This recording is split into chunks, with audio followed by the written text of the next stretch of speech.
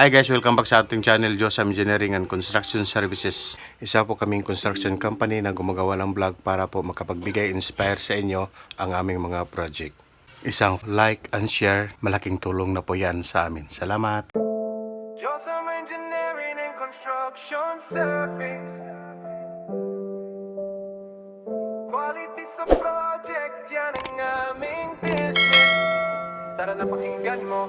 Sa bawat plano may pangarap, Diyos ang engineering hindi lang sapat. Mula pundasyon hanggang bobong, kalidad at tibay ang laging tugon. Kung bahay at gusali ang kailangan mo sa Diyos ang engineering. Guys, nandito naman po tayo sa San Isidro, Talakag, Bukidnon. Bibisitahin po natin yung ating project dito guys, at ito po yung ating update for today's video.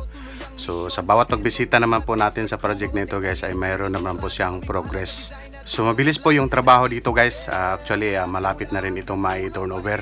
Yung target kasi nito hanggang sa katapusan. So kung hindi man matapos ng katapusan, may extend pa. Pero pagsikapan pa rin namin guys na matapos na ito hanggang sa katapusan. May tiwala, on time trabaho walang problema. Engineering and construction service dito sa Yosam siguradong solid. Yosam Engineering and Construction Service. Tingnan natin dito sa loob guys kung ano na yung mga progress dito. So yung ilaw, lahat ng ilaw ay naka-live na po, nakakonect na po din sa may circuit breaker.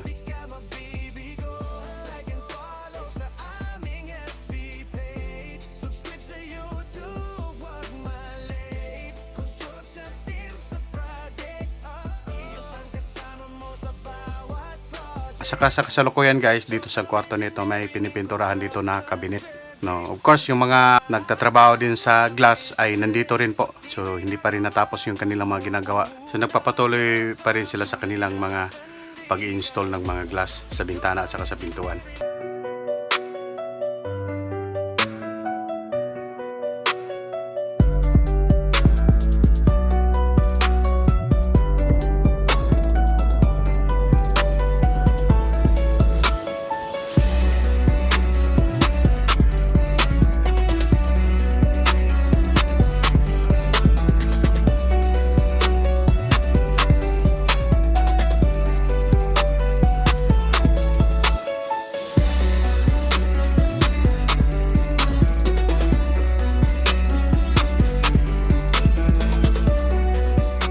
Tsaka nandito rin po si engineer guys, mayroon siyang konting instruction sa ating foreman.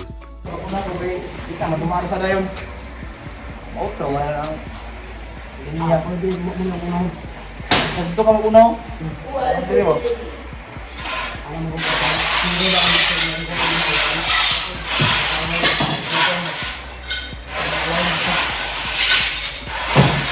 dito ko kuno.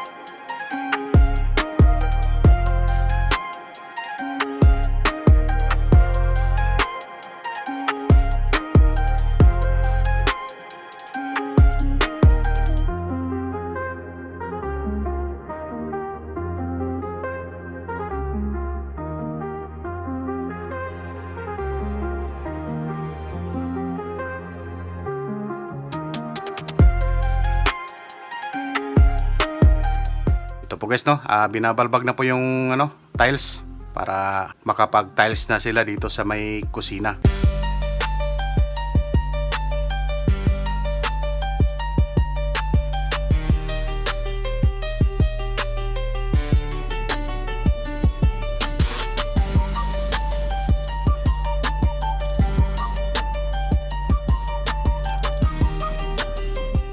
So yung sa labas din po, yung mga ilaw sa may kisame sa labas ay na-install na rin po. So lahat po ay flash type siya guys, no. So maganda yung pagkaka-install ng ilaw guys.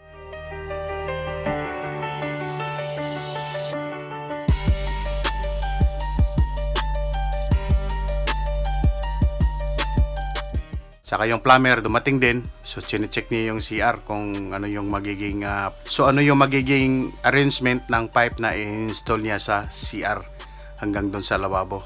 So chine-check din nila yung labas kung saan pwede idadaan yung mga pipe.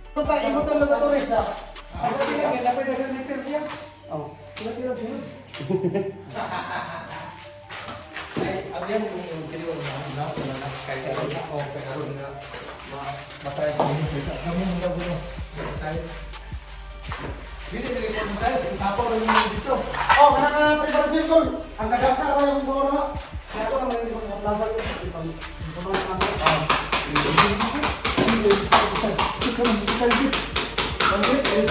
Ang gagawin dito niyo. Gapanagalan mo.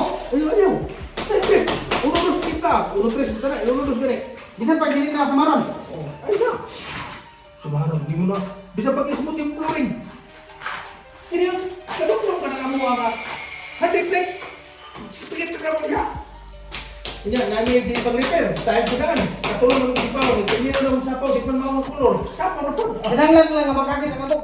So as usual dito guys, sa side nito lagi tayong kumukuha ng video footage dito guys. So pansamantala na po ako magpapaalam sa inyong lahat guys. Bye bye na po sa inyong lahat.